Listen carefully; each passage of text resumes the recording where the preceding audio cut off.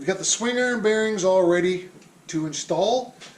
They're in the freezer right now, cooling down for easy installation.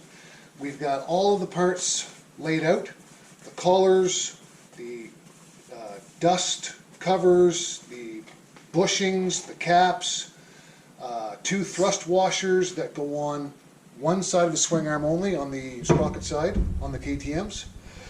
We've greased all of the components. We live in an area where there's lots of salt air, lots of salt water, and it rains a lot. We use this grease to help prevent corrosion more than anything. These bearings all came pretty much with a slight coating of grease on them anyway, but we'll redo them. We've got our vise all set up with soft jaws, and I've already gone ahead earlier and put some never sees throughout the chain adjusters. Everything's in place. We've got the bearing situated in with the spacer or the socket we're using to press it, and we're just slowly, you'll feel that sliding home.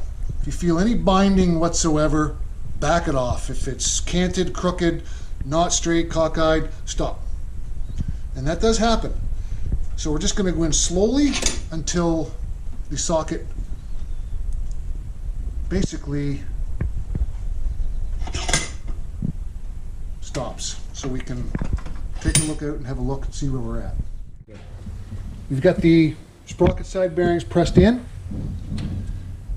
and we're putting the 2 thrust washers in on the sprocket side swing arm only. There are no thrust washers on the other side. So they are in. We take our bushing. These bearings have already been greased, so that should slide in just perfectly, which they do.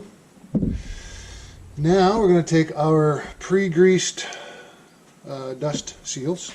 So the kit comes with 2 sets of seals. So we've got 2 different thicknesses here. So what you're going to take into account is the amount of space that you have. This kit is generic. It's going to fit multiple models. So if I had a small amount of clearance, I would use this one. Large amount of clearance, I would use this one.